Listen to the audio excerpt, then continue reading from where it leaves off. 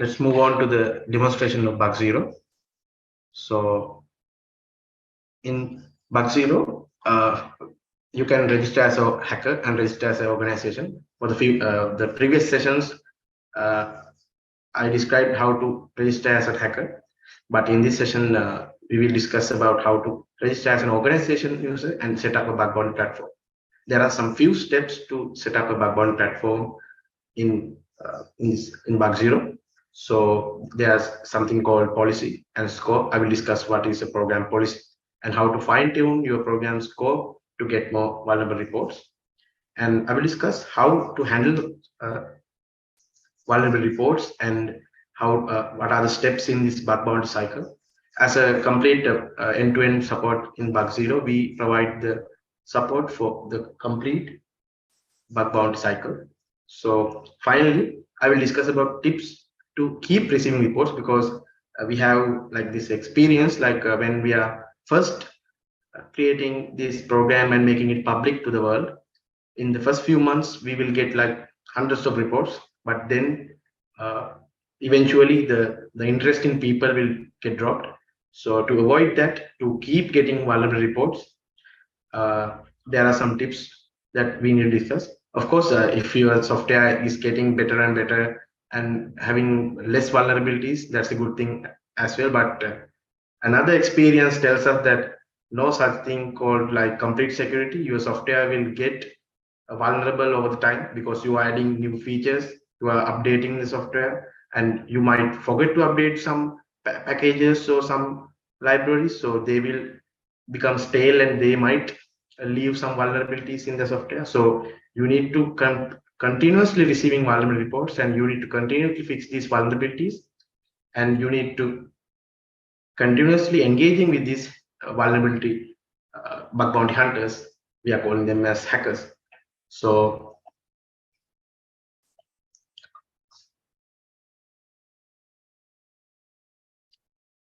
I will now show you a demonstration in bug zero. So this is our URL. I will share the link with you now. You can visit our platform.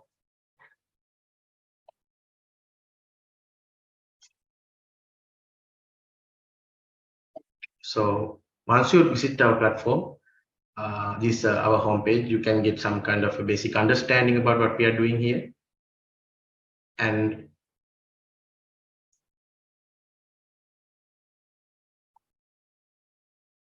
then we can, if you want, you can join as a hacker and play around with our programs.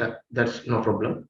But if now, since this session more generated towards the startups who are working with this software and other ecosystems, let's create a program and let's see how we are going to set up a bug bounty program, and let's discuss the basic notion of what is a bug bounty program.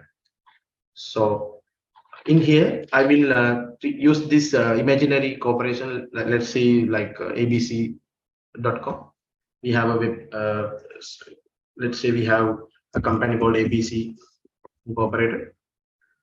So all you have to do is set up the name as ABC Inc. or something your own company. So we will automatically generate your organization's handle, which will be used to uniquely identify your organization. And we need your own handle, like the person who handles this organization account. Like there is some rule of thumb, like we use this notion called use some part of your organization handle, and you can use the support handle. So for this, you can use as your handle ABC support. So in that way, the hacker knows that this account is who are interacting with them is ABC support. So for the website, we need your website so that we can publicly announce that this is the organization, because bc.com, and we need your email and your registered country that the organization is, and some passwords. So we have this kind of terms and conditions for programs where you are abiding in some of the terms of conduct conditions in bug zero is that uh, you are allowing the hacker to some set of guidelines and some set of scopes like targets. What I will discuss in few minutes. So you are allowing these assets to be tested, continuously tested by these hackers, and you are allowing them to engage with these systems so that they can find vulnerabilities. So that's the basic agreement between you and the hacker, and you and us, our bug zero. So if you have any question, you can ask them in the chat, or you can raise your hand. So once we create the program, you have to click on the create program button. You will receive an verification link in the email. You can click it, just the same steps in any other platform. So for the time being, I will log into this as a bug zero. So you would get some kind of inside information, how our bug zero platform is working. So once you log into the platform for the first time, you can visit program settings. You can use this, go to organizations, program settings. Then we need as the bug zero platform, we need these following information from you. We need your profile picture, the organization profile picture, which will be uniquely identified by the hacker, because it can be used to like for marketing purposes and promotional. We can use this profile picture, and it should like we usually guide you to upload your own logo here, because we have uploaded our own logo here. So once you add the name, we don't allow you to change the name or the handle. It's basically because the integrity of the platform, because if you have changed the name of your organization, no problem, you can archive this program and create a new program, because in order to maintain the integrity of the platform, we do not change your name, because that's why we are mentioning it as when you are entering the name, it will be used to create the handle. So they are basically making your organization unique. So that's some kind of information that you need to keep in mind. Other than that, you can add the website. These fields are mandatory, because we need to verify that your organization is a real organization, because in that way, like we have to verify who's behind this program. Like we need, like, because we are basically promoting your organization on behalf of you. So we need your LinkedIn handle and your Twitter handle, and if you have a GitHub account which uses which you host some kind of public source code, that would be better, and you can add the GitHub organization here as well. And in here you can add some kind of a simple introduction to your organization. So after you fill this organization information, you can click update, and that would be done by you from this side.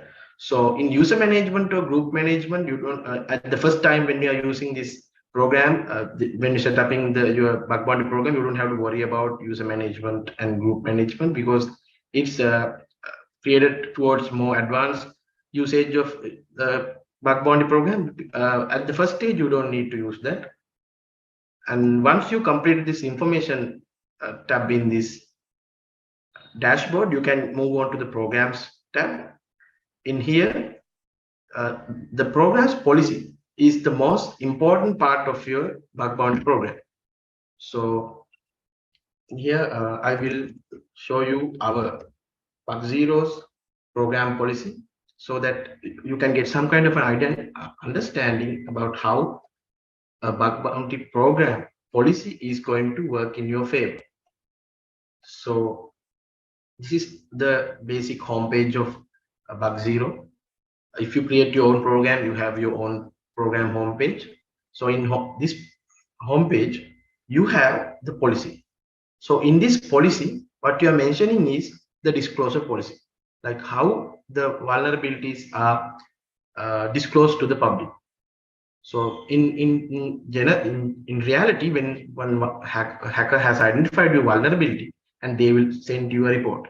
So once you validate that report, you have to fix that vulnerability, because if you are ignoring that report, there is no point in using this kind of setup. So you have to fix that vulnerability and communicate with the hacker and check whether the vulnerability is fixed from their side as well. Finally, you you can choose to make this vulnerability public, because in bug zero we believe in complete transparency, and in reality in the world as well, they usually found a vulnerability, and if they fixed it, they would make a public disclosure, because some public organizations required that them to uh, acknowledge that there was a vulnerability and they have fixed it. So this disclosure policy mentions how the vulnerability disclosure is done. So in the next section, we mention the exclusions. This is where you say, don't do this kind of attacks or testing types in our own platforms or on systems, APIs, things like that, to test for vulnerabilities. You can say, do not do DOS attacks, do not do spamming, do not do social engineering attacks, and do not do any kind of physical attacks against their platforms. So in here we have mentioned this uh, out of scope finding in bug zero, or most of the websites, these vulnerabilities can be identified easily. For any novice bug bounty hunter, if they YouTube, if they search on the YouTube, what are the most frequent vulnerabilities to find to get some easy bug bounty, they would find that they can check if there is an email spoofing, SSL/TLS certificate issues, rate limiting issues, things like that. For as bug zero, we have already found these vulnerabilities in our platform and we have fixed them. So we don't ask, we ask the vulnerability reporters, the bug hunters, to do not waste their time on trying to find these vulnerabilities, because we have already fixed these vulnerabilities. So it is not mandatory to use this kind of things in your policy as well. But if you know that if your program is already have fixed these vulnerabilities in your own websites or APIs, things like that, you can mention that in the policy that please do not try to find these vulnerabilities because they are out of scope. So finally, we can set that the eligibility. In the eligibility means we basically say that the report should be unique, and the reports should be done in the assets that are on the scope, and the report should clearly define the reproducible steps of that vulnerability.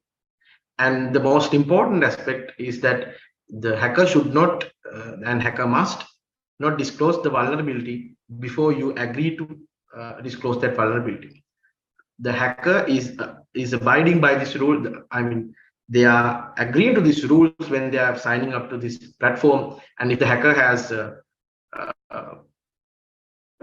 is not abiding by this rule, we can it disqualifies them from getting an bug bounty.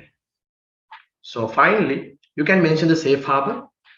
Safe harbor means it can the testers might find vulnerabilities outside of the scope, like they might find some kind of vulnerability in a uh, library that or package that you use. So in safe harbor guarantees each tester's legal protection. You can see that safe harbor laws in United States and European Union. So we are trying to uh, bring that safe harbor facilities into our platform as well. So I will move back to these scopes in a bit. For right now, now we know how the policy works, and now we know what is the safe harbor.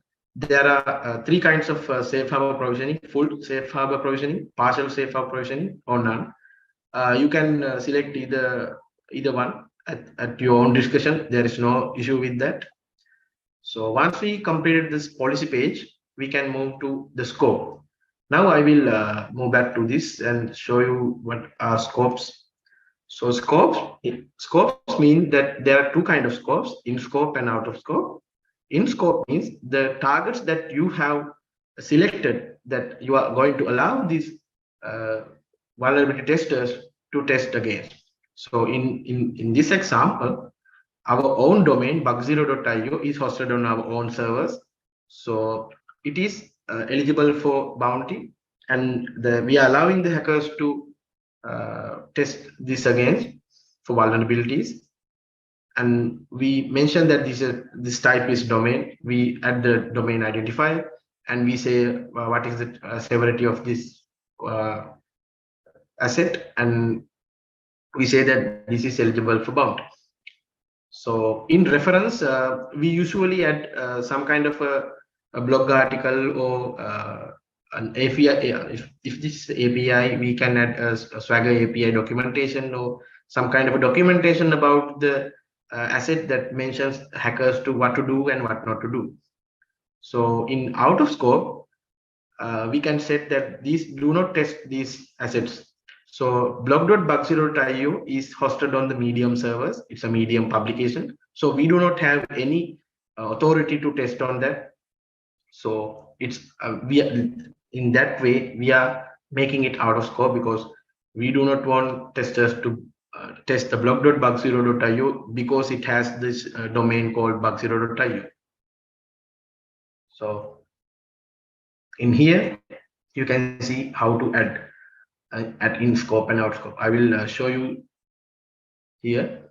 We can when we click on that target, you can see there are several types as a target. We can select domain, an iOS app, an Android app, a Windows app, source code. When we are mentioning a source code, we can add a GitHub source code, Bitbucket source code, or GitLab source code. So basically, when we are adding this source code, it should be a public source code because we are asking the hackers to trying to find vulnerabilities in that source code as a public repository. But if you want to add some kind of a private repository, we can facilitate that as well. But for the time being, I'm discussing about the public source code. And if you have some kind of hardware or IoT, you can add them as well. Or if you have any other which is not mentioned here, we can add that as well. So for a domain, you can add the domain name here. When we add the domain, we can select this as eligible submission in scope if you want this asset to be tested for vulnerabilities, or out of scope if you do not want anyone to find vulnerabilities in this. So in scope, you can check here that this vulnerability, if you find some vulnerability and report it, it is eligible for bounty, and you can select the threat level here. I will give you some kind of an example to select how can we select the threat level. Let's say you host your own home page, like a static website in GitHub pages. So you add this as an asset in scope, but if there is some kind of vulnerability in this platform, I mean this static page, the vulnerability is basically is on GitHub pages. So you can say it doesn't give the if that vulnerability is exploited, there won't be some kind of privilege escalation, or the hacker won't be able to get hold to the hacker like your own infrastructure. So you can say this vulnerability threat level is like medium or low. But if you add an WordPress in your own system, in your in-house servers, you have a WordPress server. So in that WordPress server, you mention that in this as an in scope asset. So once if you try, if an hacker find a vulnerability in this asset, you can say that if there is some kind of privilege escalation, the hacker can get hold of your own in-house server. So in that way, you can mention it here as the threat level as critical. So I think that would give some kind of an understanding on how to select the threat level for your own assets. So you can add a reference here or you can add instructions here as well. But we prefer like the instruction is like a markdown. It's limitedly stylized, but if you can add some kind of Google Doc or some kind of Medium article or blog or a Swagger Open API documentation, it would be much clearer to the hacker. So we encourage you to add some kind of a reference in this as a link in here. Once you completed this form, you can submit the form. So that's how you add the score. So you don't have to actually worry about what is the submit report, how to change the submit report form. So submit report form is basically this general notion that we need this kind of description in the vulnerability report. So when a hacker is creating a vulnerability report, they need to give some kind of a general overview of the vulnerability, and most importantly, they need to uh, mention how the vulnerability can be reproduced from the organization side. So they can add the step 1, step 2, step 3, and the final steps to how to recreate the vulnerability from the organization side. Finally, sometimes hackers do not create these steps clearly, but they will attach you some kind of an attachment like a screen recording or screenshots, so that you can view that video or the screenshot and you can recreate the vulnerability from your own side easily. So we encourage the hackers to add steps in written form and add screenshots and videos as well. So it would help you in recreating and validating the vulnerability report. So when we are creating a vulnerability report from the hacker's point of view, they need to discuss how this vulnerability can be exploited and how much impactful the exploitation would be. So in that way, you need to create some kind of an impact template, but you don't have to change this template. You can leave it as it is, because most of the impact templates work like this. So we ask the hacker to complete this. We ask the hacker what kind of threat or risk to the target, the threat and the risk level, and how who else that does it affect. So for example, if there is an cross-site scripting vulnerability in your dashboard, and it can lead to complete account takeover. So in that way, if I find a cross-site scripting vulnerability in your dashboard, I can say as an hacker, what kind of threat or risk to the target. This cross-site scripting vulnerability in the dashboard can lead to complete account takeover. The threat or risk level is critical. And who else does it affect? It affects to the organization reputation as well as the security of the data of the user. So we can see that impact by reading this report, and we can get immediate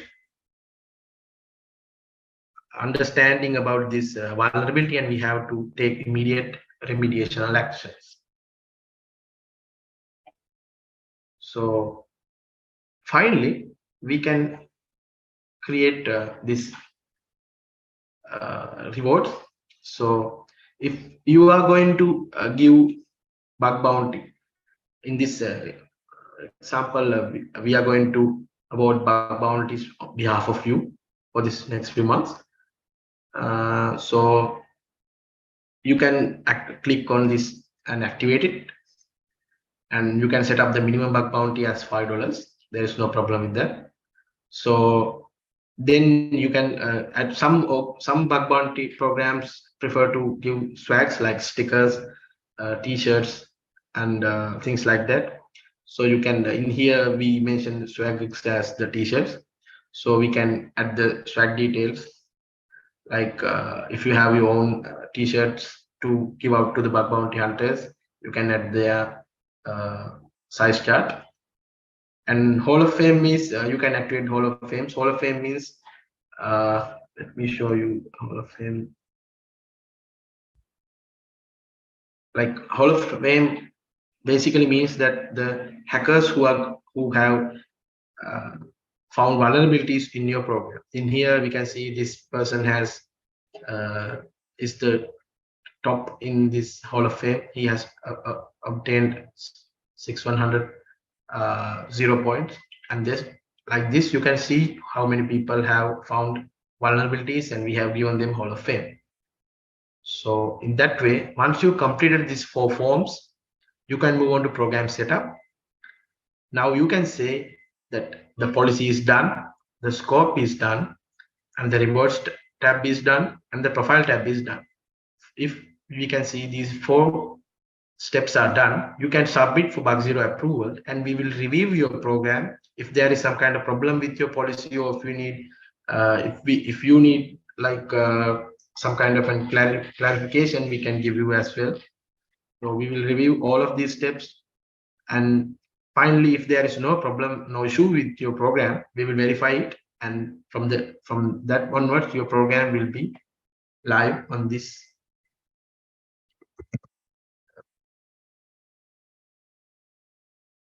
Your program will be live on our programs tab. So you can see here, we currently have few very famous names you might have heard. We have Helakuru, Pay here, and the Basha, and Citadel, our own program Bug Zero, and Root Sona, and the Sri Lanka cert as well. So if we move on to this Helakuru Bug Bounty program, you can see it follows the same policy as our own policy. Also, they have this their own Hall of Fame as well, and you can see that they have some kind of extra criteria for them as well.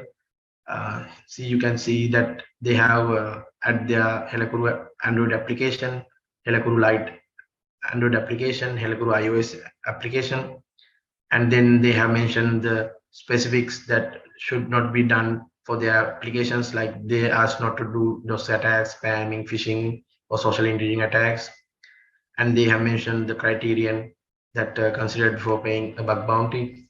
And in here you can see that the Helakuru has added these in scope assets. You can see that they have made at this reference. If we move on to this website, we can see that it has the entire knowledge base on how to these applications work, and the hackers will use this knowledge to find vulnerabilities, and this will be really helpful for them to find vulnerabilities in this asset. So that's the basics of program setup. So finally, once you are public on our platform, you will receive immediately. You will receive vulnerability reports, because we have a very active community of bug bounty hunters. But from our side, we will give you free promotional and free marketing of your program, so you don't have to worry about that from your end. And so let's move on to handling vulnerability reports when you might receive after you set up your bug bounty program. So for this, I will demonstrate how vulnerability reports are submitted and how vulnerability reports are handled from our end. For that, let's use our own bug zero program, and I will use my personal bug zero account to log into this system, and I will create a dummy bug report in some kind of dummy asset, and then I will show you the entire bug bounty cycle. So for that, let me reiterate the bug bounty cycle. So first, we have this hacker. Then we have your organization.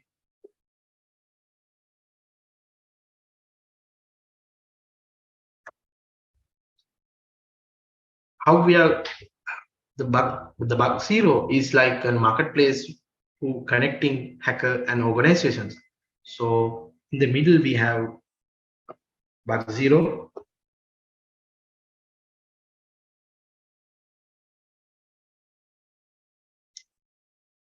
So the hacker will know which programs to look for vulnerabilities, and organizations know if they list their programs in our bug zero platform, the hackers will go over their programs and find vulnerabilities in their assets. So the entire bug bounty cycle is as follows. So first, hacker visits this our platform and visit those programs that I mentioned earlier. So if they select your program, they will go over the assets list, and they, let's say we have a asset called abc.com. So the hacker sees abc.com web application. In this web application, the hacker try to find several vulnerabilities, like they have using some kind of a pre created methodologies to find vulnerabilities in web applications. So in this way, let's suppose there is some kind of vulnerability. Let's say there is a process shifting vulnerability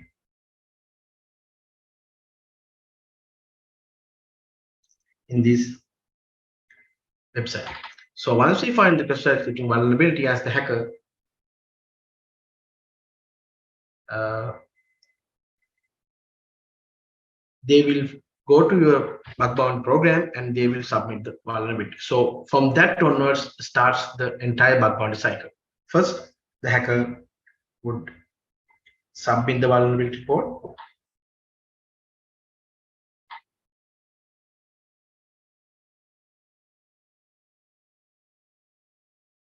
And you will receive immediately a message, an email about there is a vulnerability report submitted to your organization.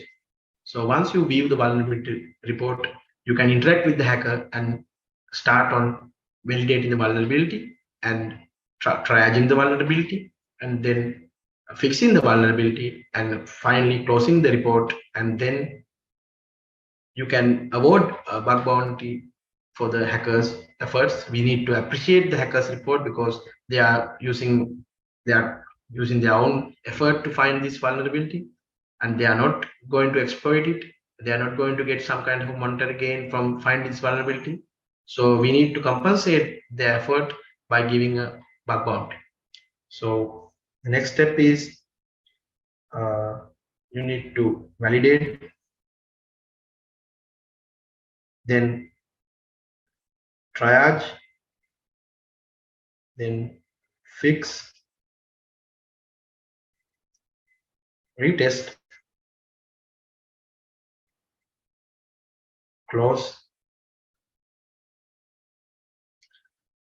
Finally, after we are closing the vulnerability reports and obtaining some kind of an agreement between the hacker and your organization, whether this vulnerability report should be disclosed to the public or not, finally, we can disclose the report.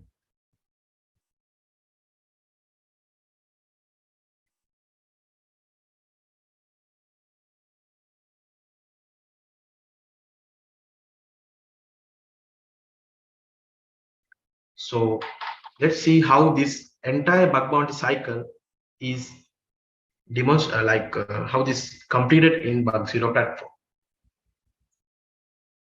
So for this, let's go to programs. I'm going to submit a report to our own bug zero program. That way, I can demonstrate how it is done. So you can see for the moment, I will say that there is a cross-site scripting vulnerability in bug0.io. So we are going to select this as cross-site scripting vulnerability. So I say the threat level is critical, and since I'm a beginner bug bounty hunter, I'm not going to worry about this CVSS scores, and I'm going to just say that this vulnerability threat level is critical. If I'm a veteran bug bounty hunter, I would definitely select these attack vectors and attack complexity, privilege requires, user interaction, and the scope, change to unchanged, confidentiality, integrity, availability, things like that. So for right now, I'm just selecting threat level as critical.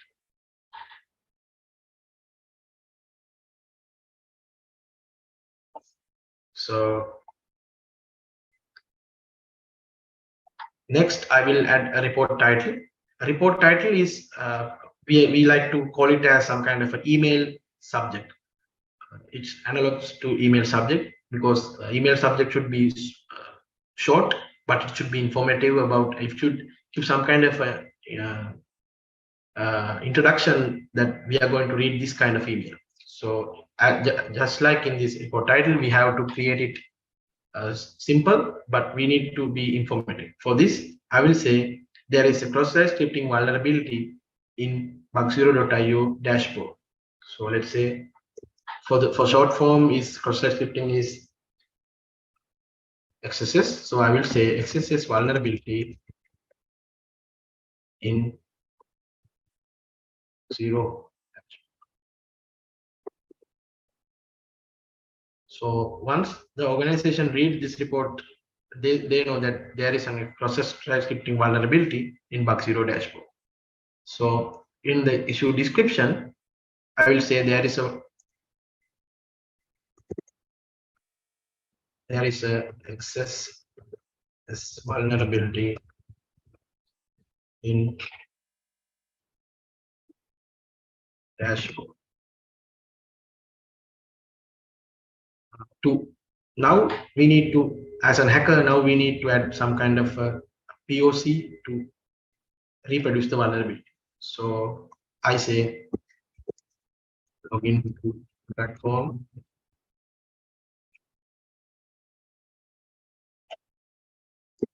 go to dashboard,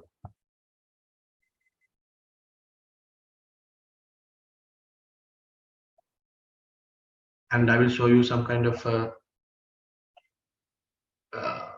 a simple exploit.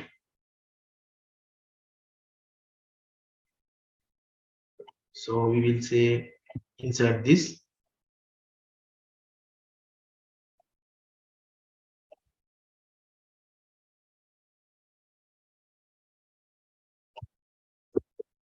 Insert this as the exploit.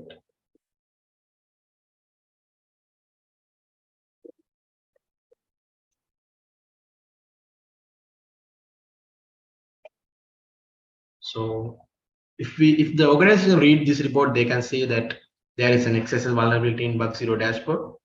And here are the steps to reproduce this vulnerability. First, log into the platform, go to the dashboard, insert this as the exploit. So you insert this in the import. So for attachment, I can add some kind of a screenshot, but for the moment, I'm not going to attach this screenshot, but we can say that how this vulnerability can be reproduced in the dashboard. So as the impact, I will add this information. What kind of threat is to the target? So I can say the vulnerability can be exploited to obtain access tokens, which leads to complete account takeover. So the threat level critical. Who else does it affect? The organization, the user, and their data. So once we complete these steps, if I have some kind of screenshot, I can attach here. So with this information, I'm going to submit this report. Here we can see. Now I'm submitting this report to bug0. So this is the hacker's inbox. You can see that this is the report that I have added here. So once we log into, let's refresh this. Once we log in from the organization perspective, the organization would see that there is a new report. It's called XSS vulnerability in Bug0 dashboard. So this is how you are going to receive the vulnerability report. So first we can see that how the vulnerability is reproduced. If there is some kind of attachment, you can see that as well, and we can see the impact here. So first you can say that in this report, we usually try to say this to all the organizations. Even you receive hundreds of reports, you don't have to worry about it. Just first thing you have to do is you have to acknowledge the report. For you, usually as the Bug0 support, as the organization's handler, we would say thank you for the report. We will validate the report and get back to you. So this is the most important aspect when I mention, like when I mention here tips to keep receiving reports. One of the best tips that I can give you is continuous engagement with the hacker. So if the hacker see that you have immediately acknowledged that there is a report, and you don't have to actually worry about validating the report as soon as possible.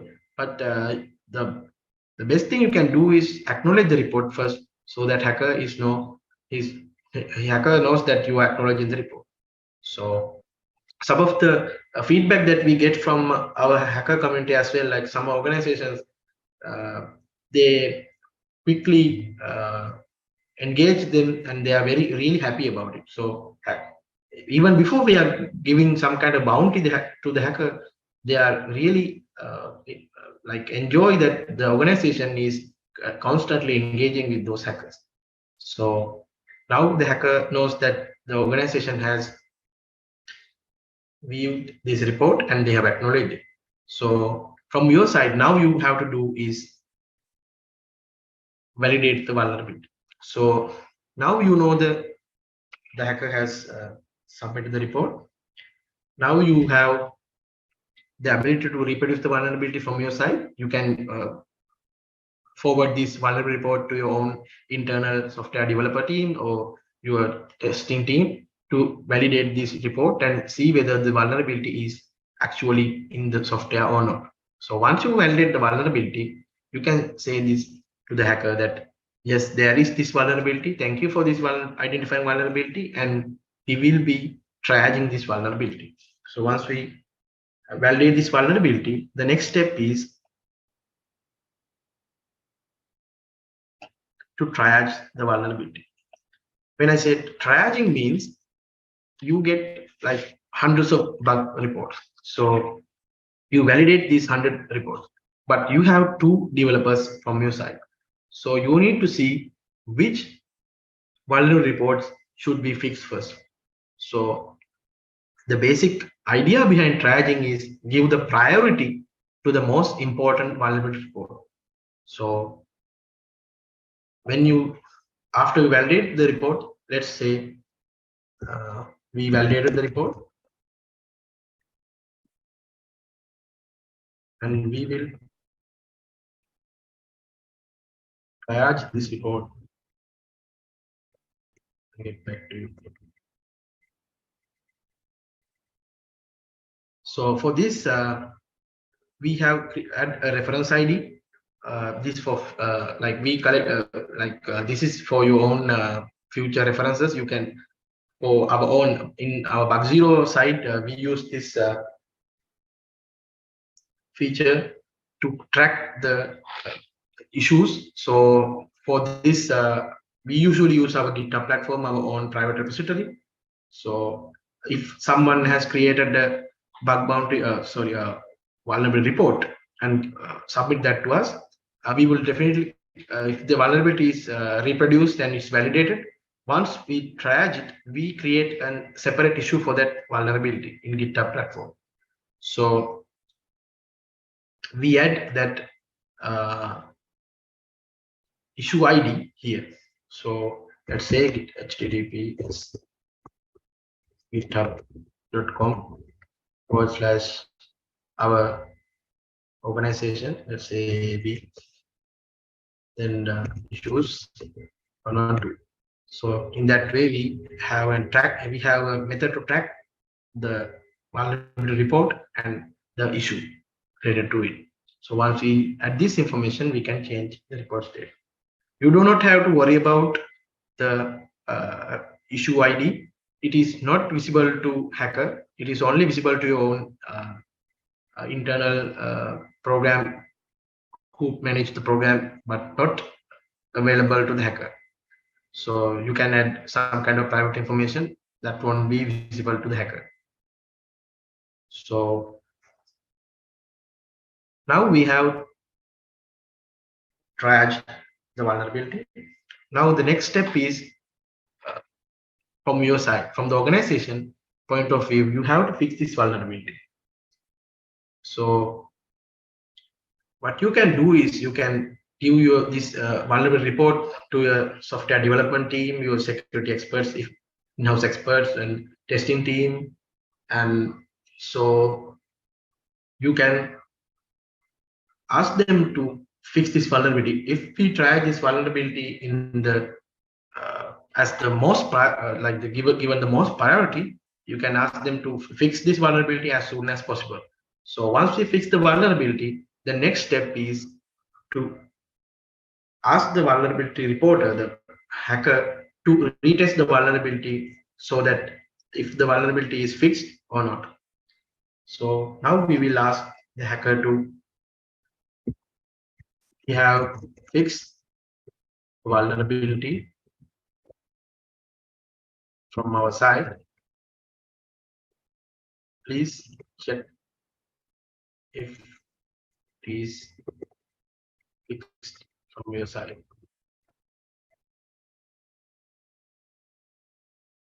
So we usually name this as a retesting request. So for this demonstration, the time difference between this message and this message is like a minute, but in reality, this can take like 2-3 months.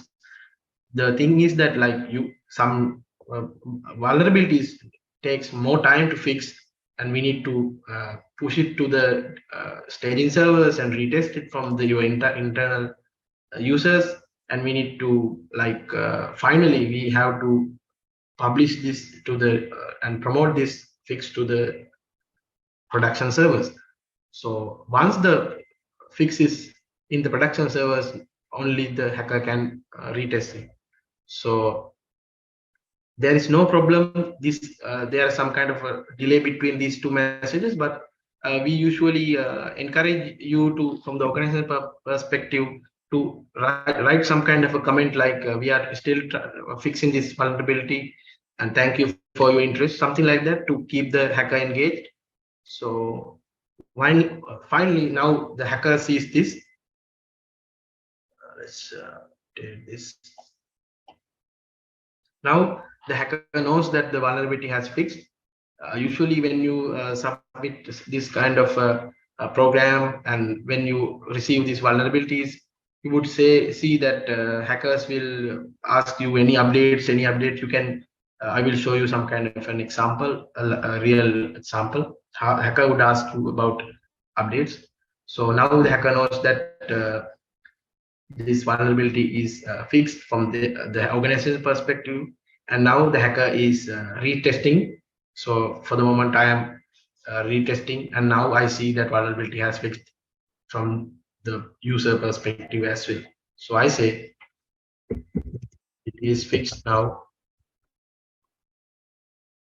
can close the report.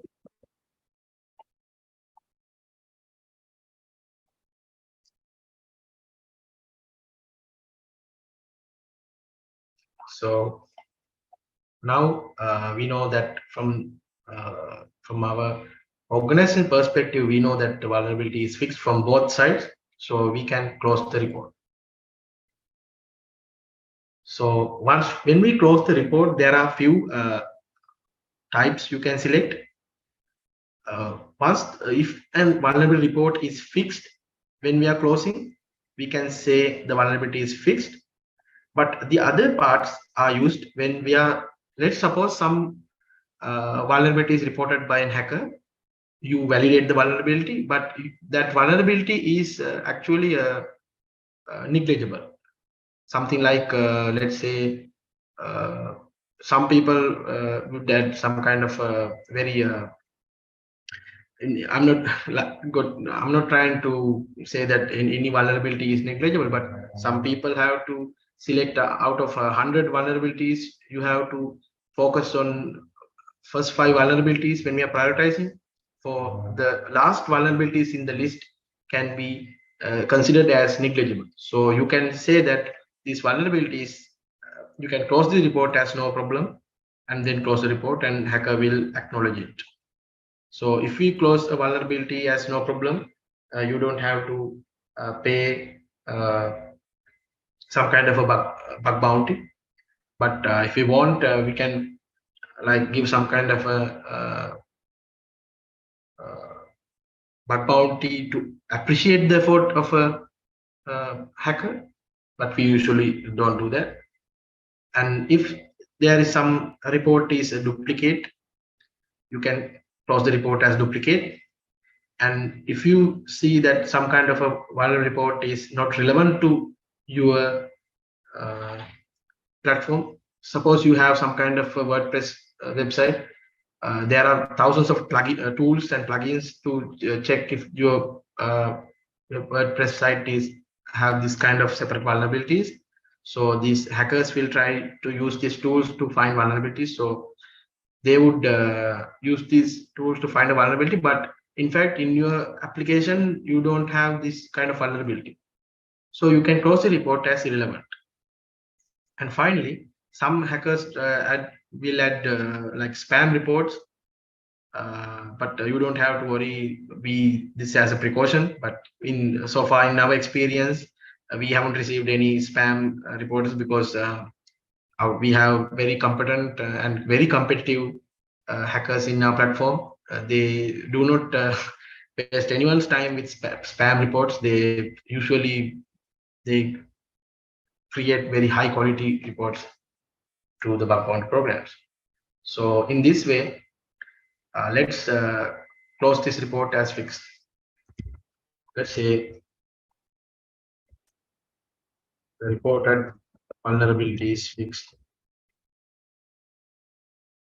and now we'll close the report. So the report is closed.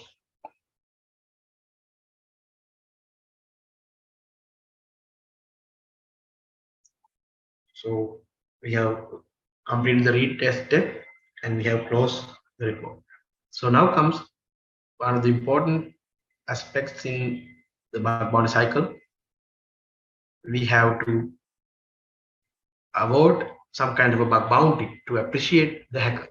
So for that, we usually communicate with organizations as bug zero and your organization. We will mention some kind of a eligible bounty, so that you can select grant rewards and you can select bounty. Let's say we are for this cross-site scripting vulnerability, we will avoid 10 USD dollars. So let's say for grant rewards bounty, we set 10 USD dollars. So let's suppose for this report, we are avoiding USD 10. Thank you for your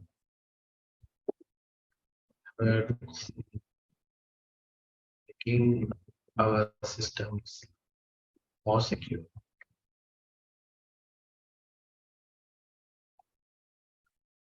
So in that way, we can grant the rewards.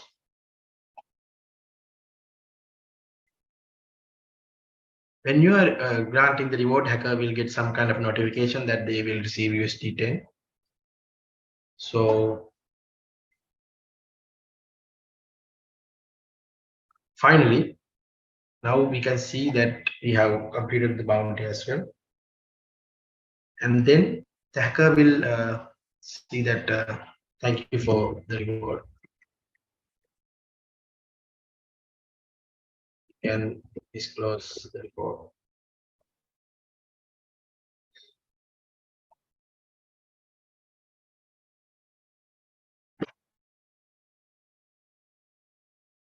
So finally, when the hacker is asked, requested for public disclosure, uh, we can disclose the report. So there are two kinds of uh, reporting: report disclosure, full disclosure, or summary disclosure.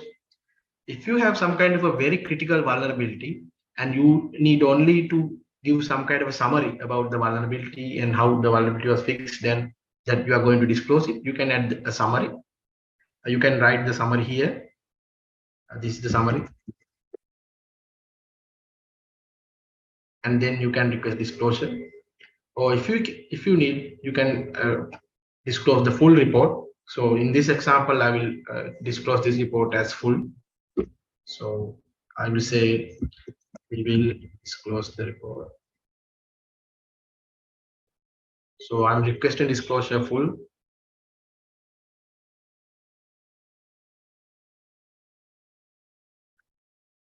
So finally, in the final step, we can disclose the report. We can confirm or cancel. We have added this step for like for security purposes. We need like for the first, you can request for requesting disclosure status, and then even if you change your mind, if you want to like change your mind to not you are not going to disclose this report to the public, you can still cancel here and click the submit here. So in this example, I will confirm disclosure. So you don't have to add some kind of message, but if you want, we can add here. For this example, I'm not going to add anything. We are just going to disclose this report. So finally, this report is public. We can move to zero feed and see the report is in public domain.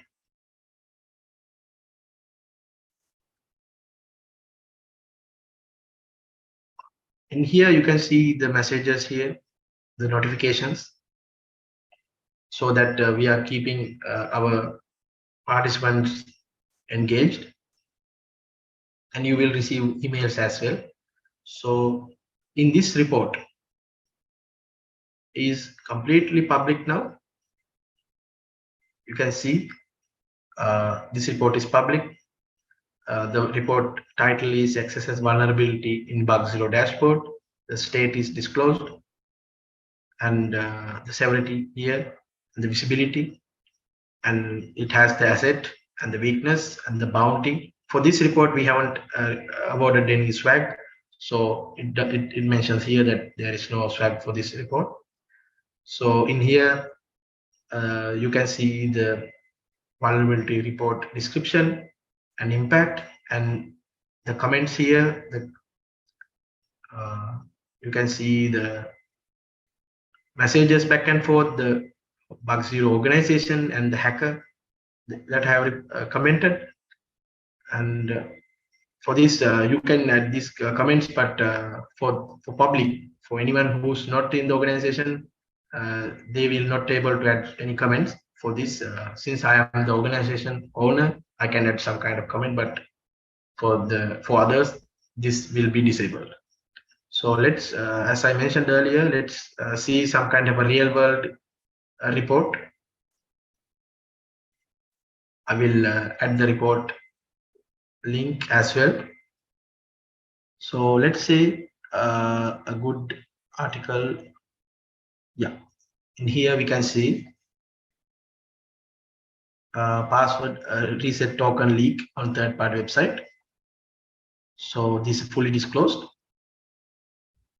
and we have awarded $60, $67 for as the bounty. We haven't awarded any swag here.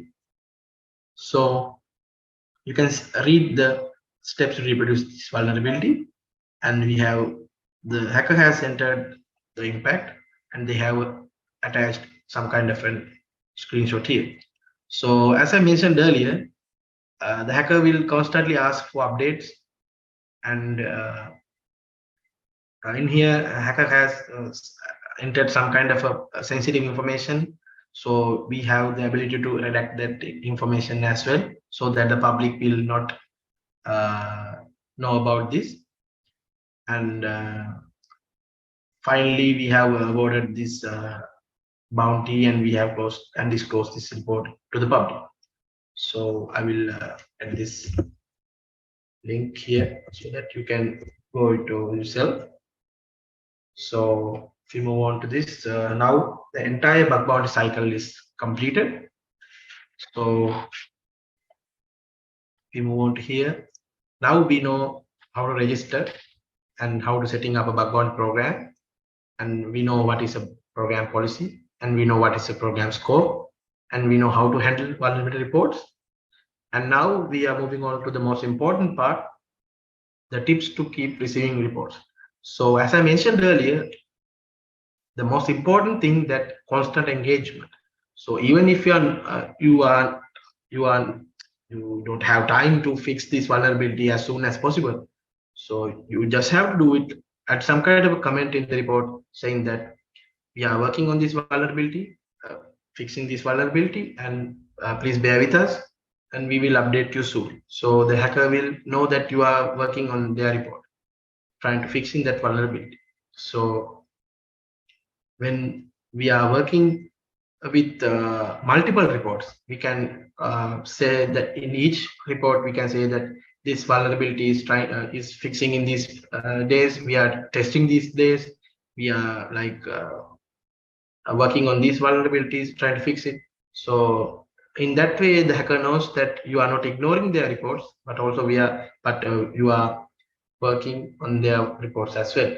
So the best advice that I can give you is keep constant engagement with the bug bounty hunter. And the next one is you can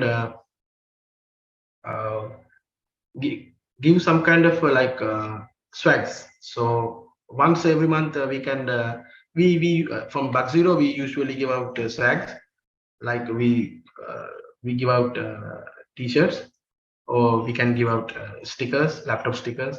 So hackers usually really enjoying these things. If I'm giving some kind of a real world example, in the Red Bull bug bounty program in HackerOne, they give out Red Bull packages for the bug bounty hunters as bounty. So they are really enjoy that. And some government bug bounty programs, if I have the time, I will show you some kind of an tweet that some hacker has said that in I think some government bug bounty programs in European countries, they give out t-shirts. So the hackers are really proud to wear that, like they have found vulnerabilities in their government websites. So things like that, we have to keep constant engagement using messages and giving out swags and giving out t-shirts, laptop stickers, things like that. Some bug bounty programs give out mugs as well. So in that way, we are not saying that this program is has like fixed all vulnerabilities. We are constantly engaged and evolving our programs and constantly engaging with using we usually from our platform side, we create some kind of marketing campaigns to remind our participants, our bug bounty hunters, to there are these vulnerability bug bounty programs, vulnerability disclosure programs, so that you can engage with them. So we do our part from our side, And from the organizations, we request that you read their reports and commit